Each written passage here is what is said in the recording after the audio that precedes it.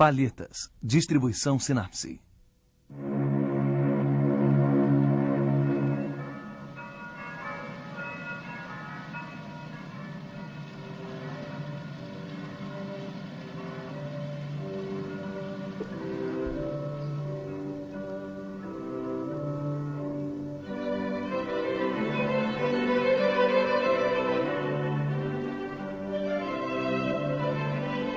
Um quadro em julgamento.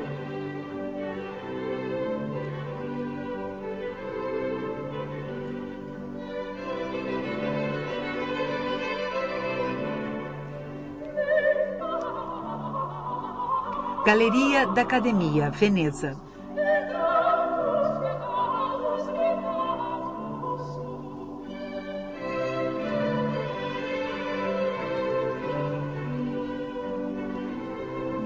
A Ceia na Casa de Levi, 1573.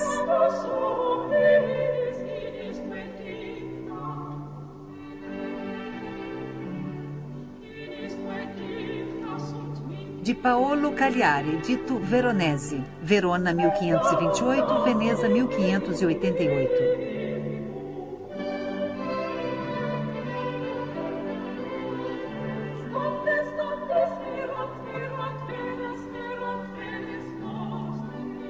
A Ceia na Casa de Levi, que ocupa uma parede inteira da Galeria da Academia em Veneza, foi pintada por Veronese entre 1571 e 1573.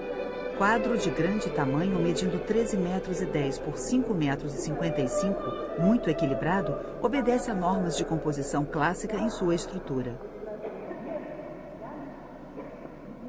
Todos os personagens estão reunidos no terço inferior de um retângulo de comprimento incomum.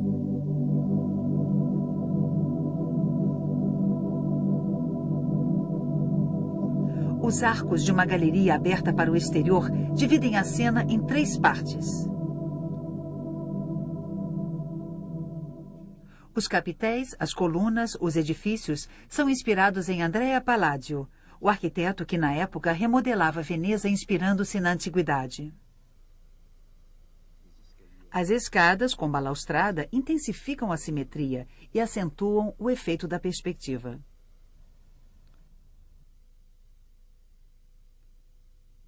Os pontos de fuga das perspectivas convergem na figura do Cristo, que fica no centro da mesa.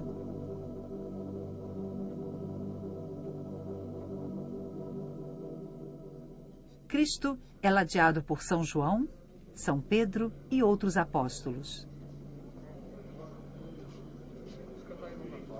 Em frente a eles, Judas e Levi ocupam posições simétricas em relação ao centro da mesa. Sob a arcada da esquerda, vários apóstolos estão rodeados por um grupo de serviçais, que servem vinho, passam pratos ou trazem as travessas à mesa.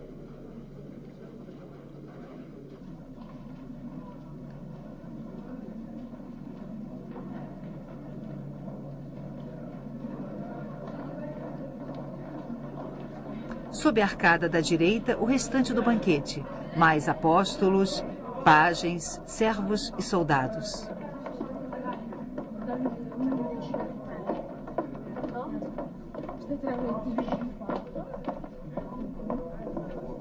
Entre as cenas principais, em frente às colunas, 2 personagens importantes. À direita, o chefe de mesa ou o cozinheiro em traje matizado. À esquerda, um personagem em traje verde, talvez um autorretrato de Veronese. Todos os grupos são ligados entre si pelo gesto ou pelo olhar. Personagens se juntam a outros personagens. As cenas secundárias se encaixam na cena principal.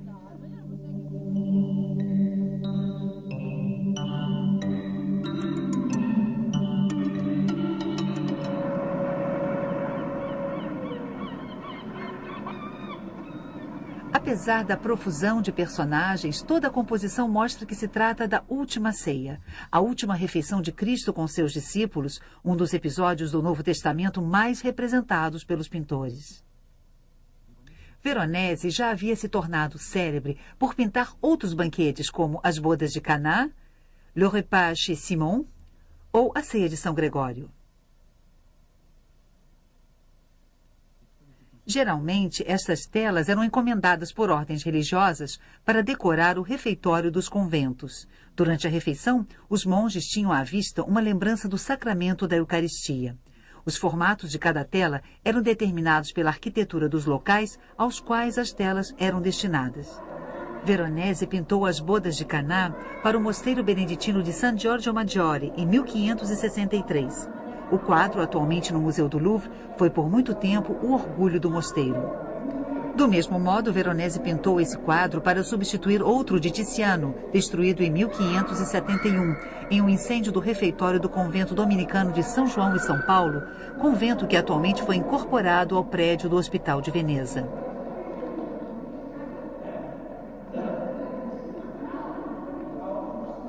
Segundo a história, os soldados abrigados pelo convento, talvez durante uma farra, teriam ateado fogo ao refeitório, que foi completamente destruído. Um monge, o irmão Andrea de Boni, aqui representado, reuniu diversos donativos e encomendou a Veronese um novo quadro. A quantia era modesta, apenas o preço de um retrato, mas o pintor aceitou. As ceias evangélicas obedeciam até então a um modelo muito sóbrio, que havia sido codificado por Leonardo da Vinci em Milão. O momento escolhido foi aquele no qual Cristo declara: "Um de vós me trairá." Muitos apóstolos exprimem seu espanto. O próprio Judas recua.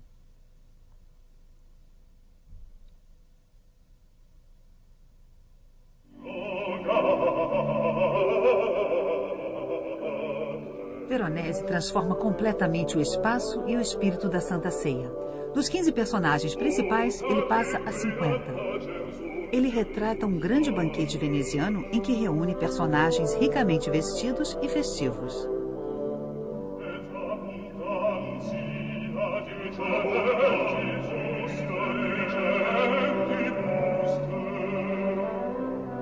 Ele conclui o quadro e o entrega ao convento dos dominicanos em 20 de abril de 1573. 3 meses mais tarde, ele é intimado pelo Tribunal da Inquisição. Convocado pelo Santo Ofício perante o Tribunal Sagrado, o mestre Paolo Cagliari Veronese, que vivia na paróquia de San Samuele, interrogado sobre seu nome e sobrenome, confirmou. Sobre sua profissão, respondeu: "Eu sou pintor e faço figuras." "E o senhor tem conhecimento dos motivos pelos quais foi intimado?" "Não, senhor." "Nem imagina quais sejam essas razões?" "O prior do convento de São João e São Paulo disse que esteve aqui e que vossas ilustríssimas senhorias o haviam incumbido de mandar que eu colocasse no quadro a figura de uma Madalena em vez de um cachorro. Eu respondi que teria o maior prazer em fazer tudo o que fosse necessário em nome de minha honra e da honra do quadro, mas que eu não compreendia o que a figura de Madalena teria a ver com a cena." Nesta Santa Ceia que o senhor pintou para o São João e São Paulo, o que representa aquele personagem que tem sangue saindo pelo nariz? É um servo e um acidente qualquer o fez sangrar pelo nariz. O que nos diz dessas pessoas armadas e vestidas à moda alemã portando alabardas? Será necessário que eu diga cerca de 20 palavras. Pois diga. Nós, pintores, nos apropriamos de uma licença que pertence aos poetas e loucos. E eu pintei esses alabardeiros, um bebendo e outro comendo embaixo de uma escada, prontos, aliás, a dar conta do seu serviço, porque me pareceu conveniente e possível que o senhor da casa, rico e magnífico, segundo o que me disseram, tivesse tais servos. Ele está vestido como um bufão, com um papagaio no braço. Qual a sua intenção ao representá-lo neste quadro? Como um enfeite, como se usa.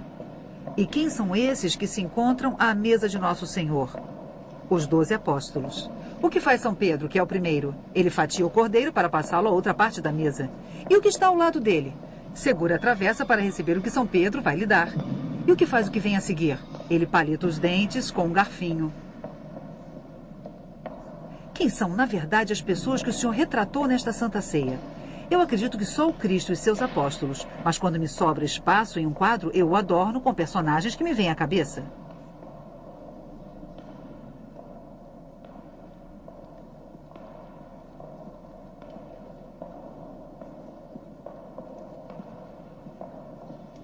Parece-lhe apropriado representar bufões, alemães bêbados, armas, anões e outras indecências na última ceia do Nosso Senhor? Não. Então por que o senhor os pintou? Segundo o que vejo, essas pessoas estão fora do local onde ocorria a Santa Ceia. O senhor não sabe que na Alemanha e outros locais infestados de heresia, eles têm o costume, com suas pinturas cheias de tolices, de aviltar e ridicularizar os conceitos da Santa Igreja Católica para ensinar a falsa doutrina aos ignorantes ou desprovidos de bom senso? Eu admito que seja errado, mas volto a repetir o que disse antes. Para mim, é um dever seguir os exemplos dados pelos mais velhos. Eu não havia levado tantas coisas em consideração. Estava longe de imaginar tal confusão, tanto que coloquei esses bufões fora do local onde se encontra o nosso Senhor. Tais coisas ditas, os juízes decidiram que Paolo seria obrigado a corrigir e modificar seu quadro em um período de 3 meses, a contar da data da reprimenda, conforme arbítrio e decisão do tribunal eclesiástico, todas as custas ao cargo de Paolo. Mas Veronese não corrigiria nada. Ele acrescentou negligentemente uma dupla inscrição. Ele encontrou uma pequena passagem do Evangelho de São Lucas que dizia: deu-lhe então Levi um lauto banquete em sua casa. Lucas, capítulo 5. Simão se tornou Levi, e a última ceia se tornou a ceia na casa de Levi. Estranho julgamento. Em primeiro lugar, porque a Inquisição se opôs a um pintor cuja celebridade já era imensa. Em segundo, porque a Inquisição romana tinha pouco poder em Veneza, onde ela só podia se reunir na presença de representantes do governo civil. O julgamento não foi divulgado, sendo rapidamente esquecido. E a carreira de Veronese continuou sem qualquer problema político ou religioso. Estranho quadro também. Ele trata de uma representação do mistério da Eucaristia. O pão e o vinho, símbolos do corpo e do sangue, estão presentes em toda a parte. Mas o alabardeiro que bebe o vinho na escada da direita é simétrico ao servo com o nariz sangrando na escada da esquerda. É o personagem de verde, que talvez seja o próprio Veronese, que mostra o pão e o vinho, e não Cristo.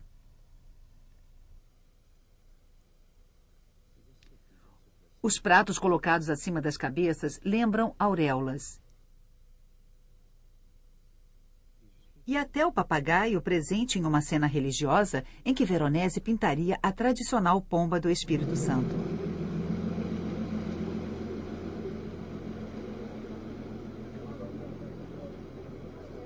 Não se conhecem imagens dos ateliês de pintura do Renascimento. Eles deviam ser repletos de material para pintura e também objetos dos mais diversos utilizados como modelos.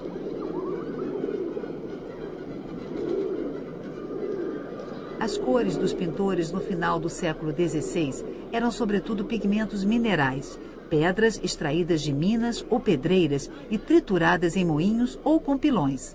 Assim, a paleta de Veronese devia ser limitada a uma dúzia de minerais de base simples. O pigmento mais comum é o branco de cerusa, um carbonato de chumbo utilizado quase sempre em misturas com outros pigmentos. O pigmento vermelho comum, a hematita, um óxido de ferro que intervém na composição dos vermelhos mais firmes. Outro vermelho, o cinabre, um sulfeto de mercúrio de tom vermelho vivo, utilizado em mistura para a cor da pele ou trajes. Os vermelhos alaranjados eram obtidos com o zarcão, um óxido de chumbo, ou com o realgar, um sulfeto de arsênico. O ouro pigmento, literalmente pigmento de ouro, é um sulfeto de arsênico utilizado para os reflexos das roupas amarelas. O litargírio, um óxido de chumbo, é o amarelo claro mais abundante na paleta de Veronese. A azurita, um carbonato de cobre, fornece um azul denso, utilizado puro ou misturado com o branco de cerusa.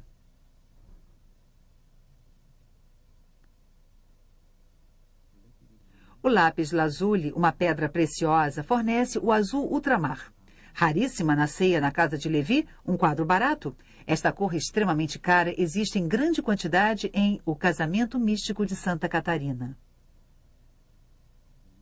A malaquita, um carbonato de cobre, é utilizada por Veronese em forma de um pó composto de vários grãos, mais ou menos finos, para obter diversos tons de verde.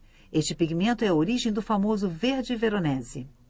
Veronese utilizava também diversos pigmentos comuns que ele misturava: laca vermelha, laca violeta, ocre castanho avermelhado e ocre castanho amarelado. Todas as cores, todas as texturas, todos os efeitos de luz eram obtidos pela simples mistura destes pigmentos básicos.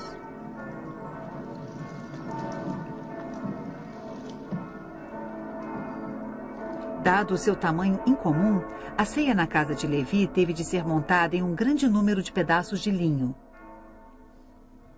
Veronese fazia diversos croquis preliminares. Na maior parte do tempo, eles conduziam a um desenho do posicionamento geral das estruturas e personagens que o pintor retrataria na tela a seguir por um sistema de quadrículos.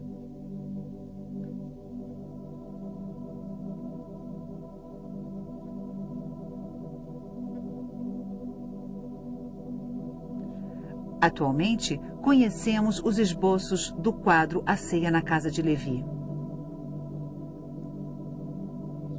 Mas embaixo das camadas de tinta, distinguem-se, graças à fotografia em infravermelho, os quadrículos de posicionamento e o desenho.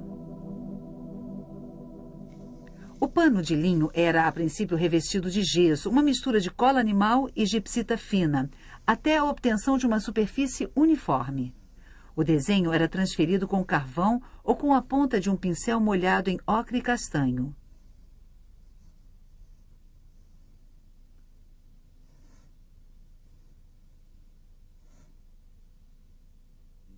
As cores eram preparadas com óleo de linhaça.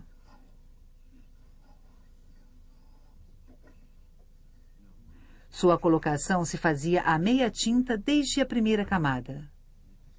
Os personagens eram pintados em duas etapas, uma camada clara que preenchia o modelo e uma mais escura para as sombras.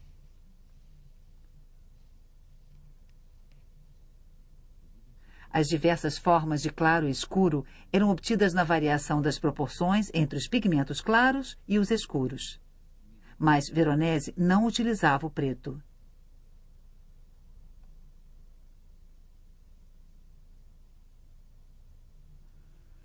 E em toda a composição, os toques claros modulavam os reflexos da luz. A análise ao raio-x mostra que este personagem, inspirado no busto do imperador romano Vitélio, foi inteiramente posicionado desde as primeiras pinceladas. A pequena espessura da camada e a técnica pictórica de Veronese são bem evidenciadas pela análise de amostras microscópicas. O reflexo no ombro do alabardeiro da esquerda. Leves toques de branco de cerusa sobre o fundo de azurita. Da esquerda para a direita, o preparado branco de gipsita e cola, grãos de azurita misturados com um pouco de laca vermelha e traços de branco de cerusa misturados aos de azurita. No casaco do personagem de verde, da esquerda para a direita, traços castanhos do desenho original, grãos de malaquita verde com alguns traços de azurita e uma leve pincelada de litargírio amarelo. Na camisa de riscas vermelhas do servo negro que sobe a escada. Por cima do preparado de gesso, uma camada de branco de cerusa e uma fina camada de cinabre e laca vermelha, onde podemos distinguir grãos de negro de carbono e azurita. A análise na reflectografia em infravermelho mostra que um personagem que se encontrava na frente de Levi foi coberto. Talvez um pajem eliminado por Veronese a fim de reequilibrar o centro do quadro. Talvez devido à retirada do pajem, a posição da cabeça de Levi foi ligeiramente modificada.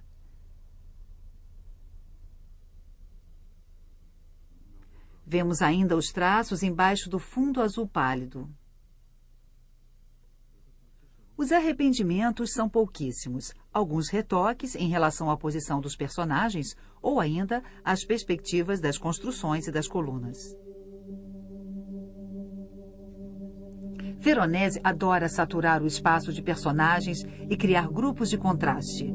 Atrás do perfil regular de Levi, ele cria um perfil de nariz pequeno e achatado. Atrás do triste Judas, um semblante suave ao estilo de Leonardo da Vinci. Atrás do pálido cozinheiro, um rosto africano.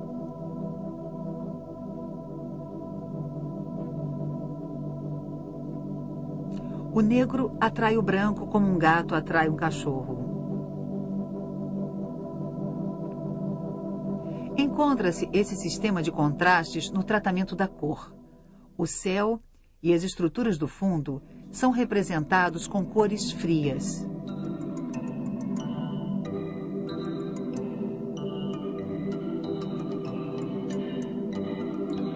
Ao contrário, as estruturas do proscênio são representadas com cores quentes. Este procedimento acentua a ilusão de profundidade dada pela perspectiva.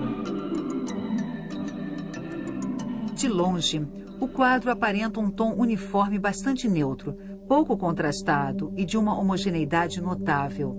Mas quando nos aproximamos, os detalhes e as cores vivas evidenciam-se e tem-se então uma impressão de grande diversidade. No entanto, as tintas de A Ceia na Casa de Levi são bastante simples.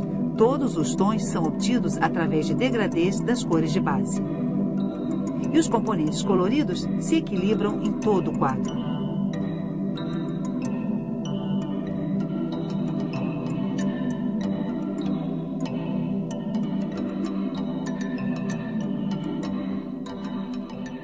Por exemplo, na área da balaustrada, uma gama de vermelhos e uma gama de amarelos fazem contraponto a uma gama de cinzas. Com pouquíssimas cores de base, foi obtida uma grande variedade de efeitos coloridos. Mas o que torna o sistema cromático de Veronese ainda mais notável é o contraste de cores complementares. Os dois verdes do casaco do personagem principal se opõem exatamente aos dois rosas do negro. Às vezes, o sistema é ainda mais complexo. O azul do traje de São Pedro fica entre o amarelo vivo do personagem em pé e o vermelho de Levi. Contudo, se as duas últimas cores estivessem misturadas, teríamos um laranja, que é complementar do azul. As cores de toda a área central são ligadas entre si e distribuídas de um modo muito rigoroso, a fim de obter a maior luminosidade. O quadro, atualmente na Galeria da Academia, permaneceu durante muito tempo no refeitório de São João e São Paulo. Em 1697, novamente um incêndio devasta o convento. Conta-se que um monge teria cortado a tela em 3, conseguindo salvá-la ao retirá-la pela janela. Restaurado, o quadro ainda está ali, no fundo, na época de uma recepção ao Papa em Veneza, pintada por Guardi em 1786. Confiscado pelo exército napoleônico, o quadro A Ceia na Casa de Levi passa 15 anos no Museu do Louvre. Devolvido à Itália com a queda do Império, ele é colocado no antigo convento da Caridade, transformado na Galeria Museu da Academia para receber as obras dos pintores venezianos. Na época, acrescentaram ao quadro de Veronese uma cornicha que parece prolongar as estruturas pintadas. A partir de 1980, a restauração da tela foi feita em San Gregório, uma igreja gótica de Veneza transformada em ateliê de restauração de objetos de arte. Os antigos mástiques que uniam as 3 grandes partes da tela foram retirados. Os rasgos foram reparados.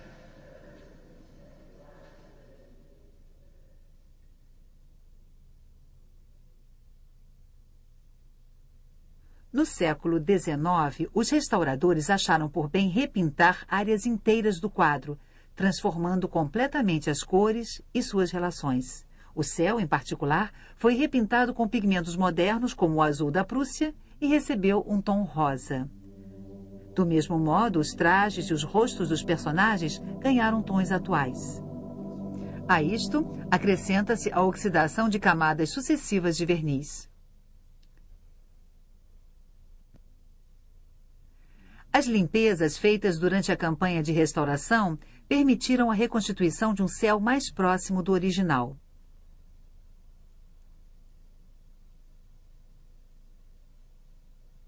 E em toda a superfície da tela, as cores de Veronese recuperaram sua pureza.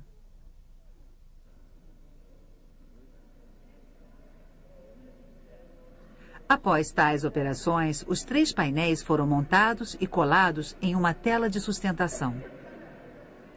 Eis os intervalos entre as partes devido aos danos sofridos pela tela no século XVIII, depois do seu corte e do seu reajuste aproximado. 8 centímetros à esquerda e 5 à direita. As partes que faltavam puderam ser repintadas com base nas cópias e gravuras do quadro feitas antes do incêndio. Por exemplo, nesta fotografia com pouca luz, nota-se que as duas bordas da tela foram grosseiramente reajustadas e que o braço do cozinheiro foi reduzido. O novo afastamento dos painéis restitui a proporção exata.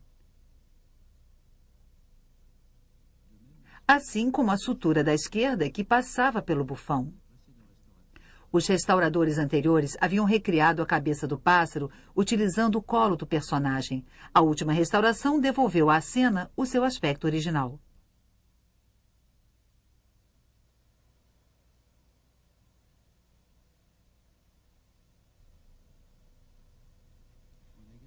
As bordas do quadro também foram recuperadas. Por falta de espaço no museu, tiveram de ser pregueadas próximo à moldura, 9 centímetros à direita e 8 à esquerda. Durante muito tempo, viu-se a ceia na casa de Lévy reduzida, amarelada, opaca e com cores adulteradas. Hoje é possível ver o quadro tal como foi pintado por Veronese.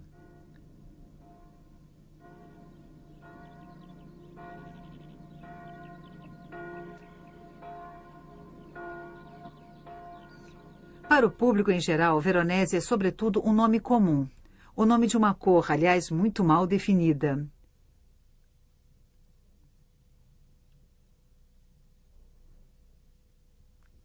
Talvez tenham esquecido a influência decisiva que o pintor exerceu sobre a sensibilidade moderna à cor, através de Tiepolo, Fragonard, Delacroix ou Renoir.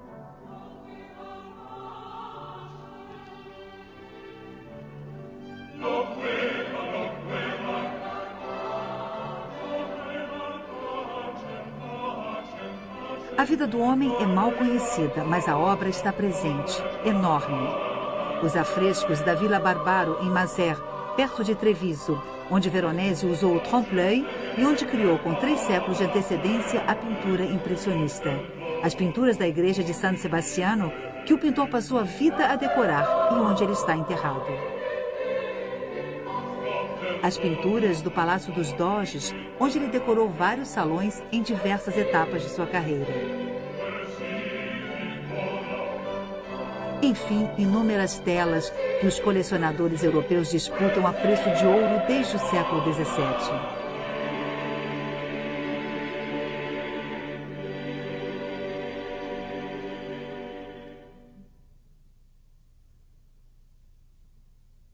No cerne desta rica produção, a ceia na casa de Lévy permanece enigmática.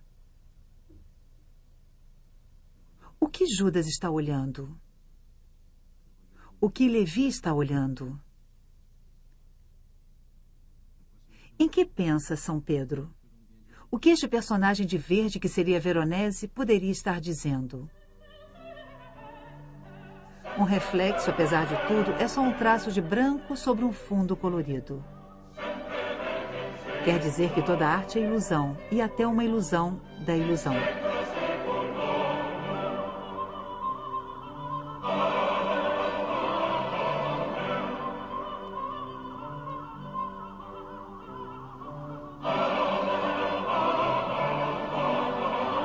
Ou ainda que o verdadeiro dono da casa não é aquele que pensamos.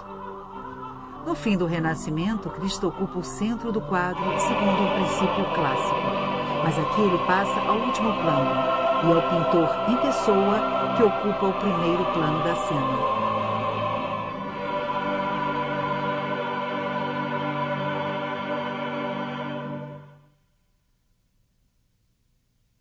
Versão brasileira Audio News.